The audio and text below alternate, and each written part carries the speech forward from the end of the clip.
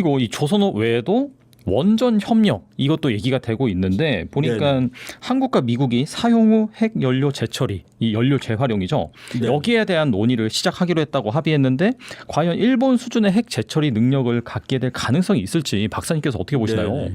이것도 이제 그 정치 문제가 들어가는 것인데 지금 미국이 트럼프 대통령이 원전을 앞으로 뭐 몇백 기를 더 짓겠다고 얘기를 하거든요. 맞아요. 네. 근데 그 지을 기술이 한국이 세계 또 최고로 돼 있습니다.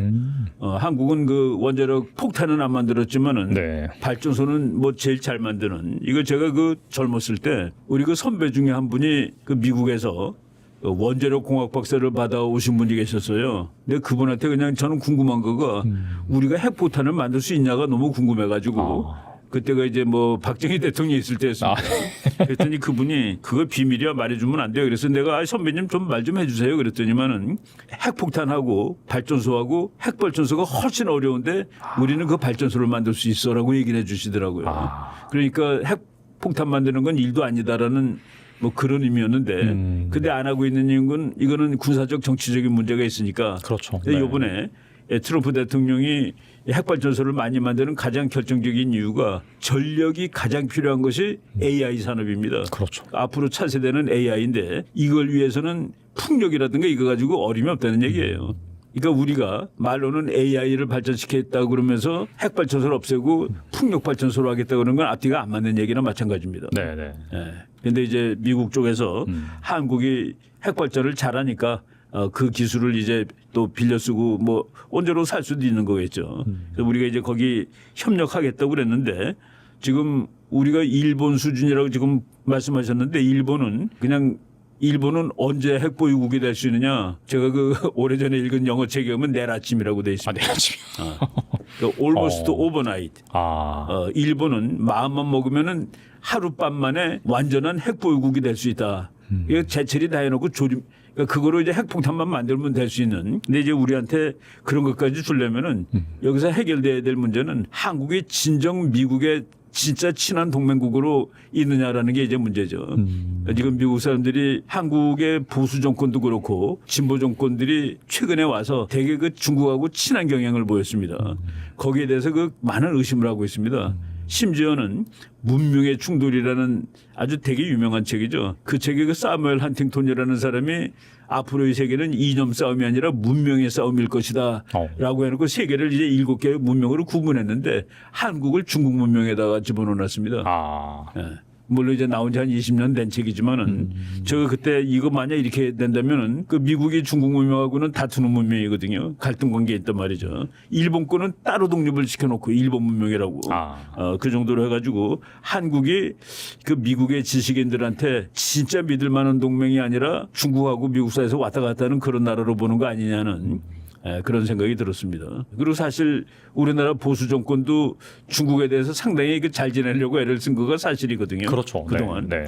이런 것들이 지금 와서 문제가 되고 있는데 일본 수준 정도로 미국이 우리를 믿으려면은 이렇게 그 핵 재처리 만들어 해주려면은 정치적으로 변화가 있어야 될 것이다라고 말씀을 드릴 수 있습니다. 다시 앞서서 그 이민 단속국 거기랑 네. 또 귀결이 되긴 하네요. 이게 확실히 좀 연결되는 모선을 문제들이죠. 정치적으로. 네. 그러니까 이제 지금 입장을 분명히 하세요라는 것이라고 보시면 됩니다. 말로 와서 8월 25일 날 분명히 더 이상 중국과는 경제, 미국과는 안보를 할 수 있는 상황은 지나갔다라고 분명히 얘기를 했거든요. 네, 네. 그 CSIS라는 워싱턴에 있는 연구소에서 그렇게 우리 대통령이 얘기를 한 것이죠. 그래 놓고 그 중국에 26개국이 전승절에 참가했는데 대한민국만이 공식적으로 미국의 동맹국이었고 이게 미국이 보기에 좀 입장이 너게 뭐냐 하는 그런 이제 질문을 할 수 있는 것이죠. 안 그래도 이 한국과 미국 사이의 그 마스가 프로젝트가 순환 중인 가운데 중국 관영 글로벌 타임스는 미국의 군사 작전에 한국 선박이 사용된다면은 한국이 외교적으로 곤란에 처할 수 있다 이렇게 노골적으로 불만을 표현했는데 중국이 당연하게 이렇게 민감하게 반응하는 이유 뭐라고 보시나요? 이게 그 중국은 미중 패권 싸움에서 한국이 미국으로부터 있는 한 자기네가 이길 수 없다라고 보는 상황입니다. 한국이 미국 편에 있는 한 그것을 한국을 미국 편에서 떼어내려고 중국이 수십 년 노력을 한 겁니다. 그래서 이제 한국이 미국 동맹국 중에서는 중국에 비교적 가까운 나라가 된 것도 사실은 중국이 몇십 년 그냥 집요하게 노력을 한 결과입니다. 뭐 학자들이 중국 가면은 아주 융숭하게 해주고 친중인사 만들려고 애쓰고 정치가들의 경우도 그렇고 그러니까 중국이 한국이 미국으로부터 떨어져 나오게 되면은 이제 한번 미국하고 상대해 볼 만하다라는 그런 마음을 갖고 있는지도 모르죠. 바로 얼마 전에 5월 달인가 그래요. 그 주한미군 사령관 그 브론슨 장군이 한국은 중국과의 싸움에 있어서 맨 앞에 있는 항공모함이다라고 얘기를 했습니다. 맞아요. 네. 이 항공모함 그러니까 미국이 보기에도 대단히 중요하고 중국이 보기에도 이거를 어떻게 해서라도 뜯어놔야 되는데 그러니까 중국은 근데 한국이 미국 쪽으로 붙을 때 윤석열 대통령 때 중국이 노발대발하고 그래서 이제 우리가 크게 보면은 윤석열 정부를 어떻게 해서라도 쫓아내야 되겠다가 중국의 마음이었을 겁니다. 그런 맥락에서 지난번 탄핵 사태를 이해할 수 있다라고 이제 얘기할 수 있는 것이죠. 근데 지금도 그 미중 싸움이 한반도에서 지속되는 겁니다. 근데 이제 우리나라 사람들이 가끔 가다가 이제 착각을 하는 거가 중국과 미국이 다툴 때 우리가 중립을 쓸 수 있을 것으로 착각을 합니다.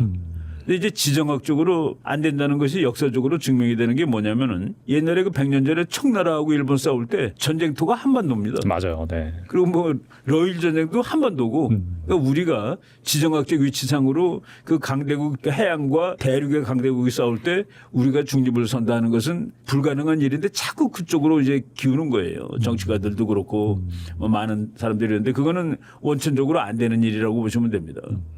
그러니까 그럼 뭐냐 어떻게 해야 되느냐 국제정치 이론 학자들이 다 만들어놨습니다. 좀 이렇게 그 갈등되는 이런 상황에서 제일 안전한 정책은 센 나라한테 업히는 겁니다. 그걸 이제 밴드웨고닝이라고 그래요. 밴드웨고닝. 밴드웨곤이라는 게 이제 우리 옛날 소방차들 가면 뒤에 이제 소방서들 매달려 가잖아요. 네. 그걸 밴드웨고닝이라는데 국제 정치에서 밸런싱보다는 밴드웨고닝이 훨씬 쉬운 겁니다. 안전하고. 그러니까 밸런싱을 우리가 미국과 중국이 싸우는데 어떻게 우리가 균형을 맞춰요? 밴드웨고닝 그건 뭐냐면 힘센 나라한테 붙어가는 겁니다. 근데 우리는 법적으로 미국에 붙어야 돼요. 왜? 동맹이니까. 그러니까 중국 사람들이 가까다 그 말하죠. 야, 너네들이 미국하고 중국하고 싸우면은 중립을 지킨다 그러고 균형자가 된다 그러는데 그러면 한미동맹 한번 끝내봐. 한미동맹을 갖고 있으면서 어떻게 균형을 하니? 근데 우리가 그걸 착각하는 거예요. 미국하고 동맹인데 동맹을 끊지 않는 한 균형자도 할 수가 없는 겁니다. 법적으로. 그러니까 영국이 왕년에 균형자의 노릇이 영국의 외교 정책의 기본인데 네. 그러기 위해서 영국은 누구하고도 동맹을 안 맺었습니다. 그래서 그 동맹 없이 밸런싱을 하는데 그 밸런싱은 어려운 일이죠. 그래서 영국이 그거를 자기네들이 영광스러운 고립이라고 얘기를 할 정도로 누구하고 동맹을 안 맞는다. 영국 정도 되니까 언제든지 균형을 맞출 수 있는 나라다. 근데 이제 우리가 그 영국만큼 영국이 프랑스 독일 대할 만큼 우리가 미국 중국을 대할 수 있는 그 처지는 아니거든요. 그렇죠, 사실. 그러니까 미국 정도 되는 나라야지 막 그렇게 자기가 이제 뭐 균형을 맞출 수 있는 거고 저희는 이제 그런 그 상황이 아닌 거죠. 외교라든가 뭐 실용외교 이런 거는 미국 수준의 나라가 하는 겁니다. 이번엔 최근에 있었던 중국 열병식 관련해서 일단 질문을 좀 드려보겠는데요. 중국 열병식에서 각종 신형 무기들이 등장을 했습니다. 괌 킬러라고 불리는 미사일을 포함해서 전 지구를 사정권으로 하고 있는 핵 탑재 미사일 둥펑을 또 공개를 했는데 이게 서방 진영에 얼마나 위협적인 그런 상황인가요? 지금 이제 저는 그 중국 열병식을 사람들마다 이제 보는 그 시각이 달랐는데 저는 그 중국이 최근에 시진핑 정권이 흔들거린다라는 얘기가 많이 나오지 않았습니까? 맞아요. 네. 흔들거리는지 안 건드리는지를 증명해 주는 사건이 9.3 열병식입니다. 이게 이제 왜 그러냐면은 그 중국 같은 나라 옛날에 지금도 마찬가지예요. 구소련, 지금의 러시아, 북한 이런 나라들은 거기서 간행되는 글 가지고서 뭐 신문이라든가 방송 가지고 그 나라를 분석을 할 수가 없습니다. 그렇죠. 권력이 변한다. 뭐 시진핑 권력을 잃는지 푸틴이 권력을 늘리는지 다 모르는데 그런 거를 그 서방 학자들이 보기 위해서 걔네들이 전승절이라든가 무슨 뭐 메이데이라든가 이제 노동자의 날 이럴 때마다 퍼레이드를 할 때 그때 그 동영상을 관찰하고서 그 권력 현상을 분석하는 겁니다. 그렇죠. 누가 이제 탈락한 사람은 그 주석단에서 밀려나고 또 출세한 사람은 그 제일 높은 사람 가까이 가고 그래서 우리가 이번 9월 3일 전승기념일에 시진핑이 어떤 모습으로 나오는지 그 옆에 누가 있는지를 보면은 저 사람이 실제로 권력을 잃는지 얻고 있는지를 알 수가 있다.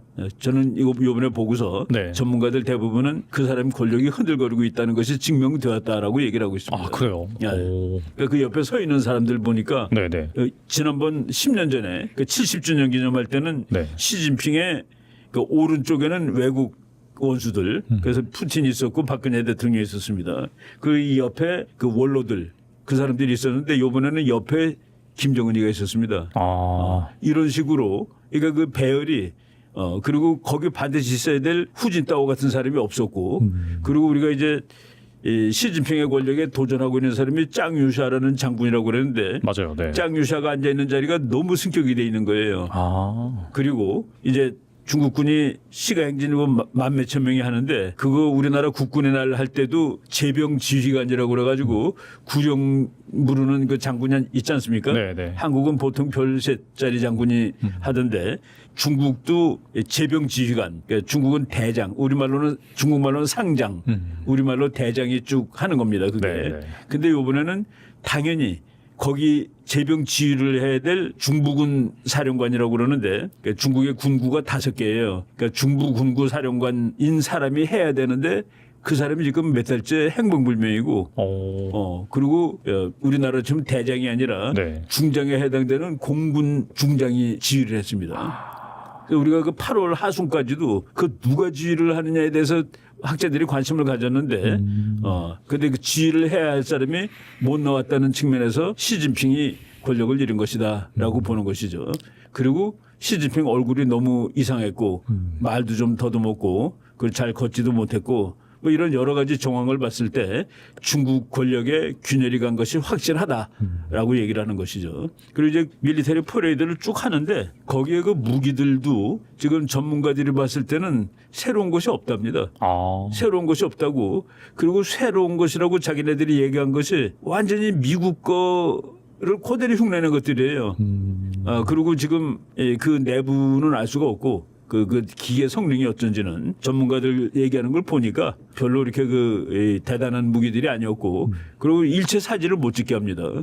여러분 그 미국 가 보면은 미국에 이제 뭐 비행기 전시회 같은 데 가 보면은 각도 어떻게 맞추고 찍으라고 지금은 뭐 다 전화로 찍지만은 뭐 조리개 어떻게 열고 찍으라고 가르쳐 줍니다. 가이드라인을 주는군요, 이렇게. 비행기 날아가는 거 찍으라고 그래요. 네. 근데 중국은 이번에 아무것도 못 찍겠답니다. 그 외국 기자들도 그냥 중국이 제공하는 동영상 외에는 그러니까 이 무기들도 그래서 어떤 사람은 껍질만 있는 무기다라고 주장하는 사람도 있는데 그리고 이제 더 하나 중요한 거 지금 미국까지 가는 장거리 미사일들 네네. 미국이 지난 5월 달에 트럼프 대통령이 앞으로 3년 이내에 골든돔 골든돔이라는 건 미국을 완전히 미사일 방어막으로 둘러싸겠다는 겁니다. 이스라엘 같은 경우에는 이란 미사일 한 거의 300발 정도 날라온 걸 다 맞히거든요. 네. 거의 99.9% 맞히는데 미국이 그것을 설치하게 되면은 앞으로 3년 이내에 하겠다고 지금 트럼프는 얘기하고 있는데 그러면 그 큰 미사일은 아무런 무용 지물입니다.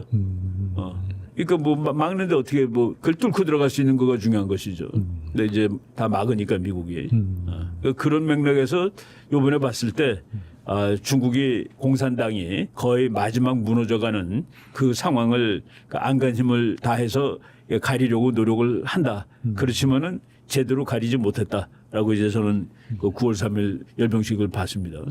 확실히 시진핑 주변에 있어야 될 주요 인물이 없어졌다는 것 자체가 확실히 서포트하는 원로들 이런 사람들 없고 그리고 대항했던 짱유샤가 아주 제일 좋은 자리 그 사람이 앉는 자리보다 훨씬 좋은 자리에 가서 앉았다는 그러니까 그 동영상들 쭉 보면은 앉은 자리 그러니까 그 러시아라든가 이런 나라 공부하는 사람들을 리서처라고 얘기하지 않습니다.